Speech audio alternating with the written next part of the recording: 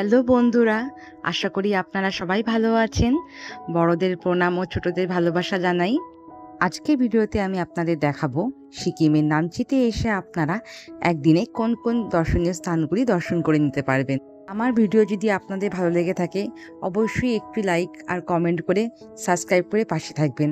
আপনাদের ভালোবাসা ও সাপোর্টে আমাকে ইন্সপায়ার করে আরও নতুন ভিডিও তৈরি করতে। আর নামচিতে আসতে হলে আপনারা কিন্তু শিলিগুড়ি থেকে ডিরেক্ট গাড়ি পেয়ে যাবেন। আমরা যদিও এসেছি গ্যাংটক থেকে। তো আমাদের ফার্স্ট স্পট হচ্ছে সান্দুকচে। এটি হচ্ছে গুরু পদ্মাসাম্ভাবার মূর্তি। এর উপরে আমার একটি ডিটেলস ভিডিও চ্যানেলে রয়েছে, আপনারা অবশ্যই একবার ভিজিট করে নেবেন। এখানে চারপাশে পরিবেশ খুবই সুন্দর, আর এখানেই রয়েছে খুব সুন্দর করে লেখা আই লাভ নামচি এই ফটোশ্যুটের জন্য।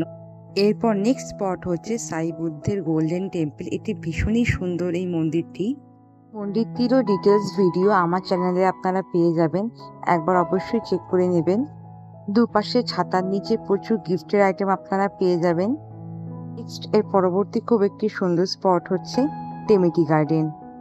এখানকার এটি হচ্ছে অর্গানিক চা পাতা, যার নাম টেমিটি গার্ডেনের পাশে চা তৈরি ফ্যাক্টরিও রয়েছে, আপনারা সেখান থেকে চা পাতা নিয়ে যেতে পারবেন। ও রয়েছে নামচিতে সেরা ডেস্টিনেশন চারধাম। এখানে আপনারা দেশের 4টি ধাম এবং 12টি জ্যোতির্লিঙ্গ দর্শন একবারেই পেয়ে যাবেন। এছাড়াও রয়েছে আরো প্রচুর মন্দির। এখানে বিশাল বড় এরিয়া নিয়ে রয়েছে এই মন্দিরটি। আপনারা এখানে এলে একবারে সকল দেবতারই দর্শন পেয়ে যাবেন। আমি কিছুটা সংক্ষেপে আপনাদের সাথে এই ভিডিওতে শেয়ার করলাম। এর লং ভিডিও আমার চ্যানেলে রয়েছে, আপনারা অবশ্যই একবার চেক করে নেবেন। কিন্তু আরো বেশ কিছু স্পট রয়েছে, আপনারা একদম স্কিপ না করে আস্তে আস্তে দেখতে থাকুন।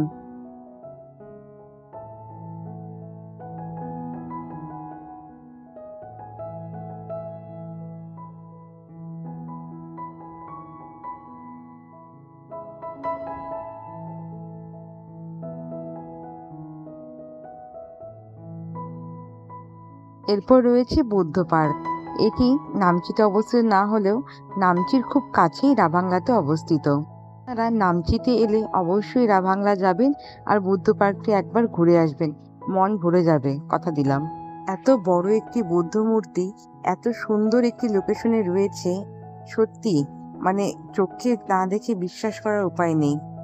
হাতে অন্তত 2 দিন সময় নিয়ে আসবেন, একদিনে এলে কিন্তু এই আমাদের মতনই দৌড়ে দৌড়ে ঘুরতে হবে।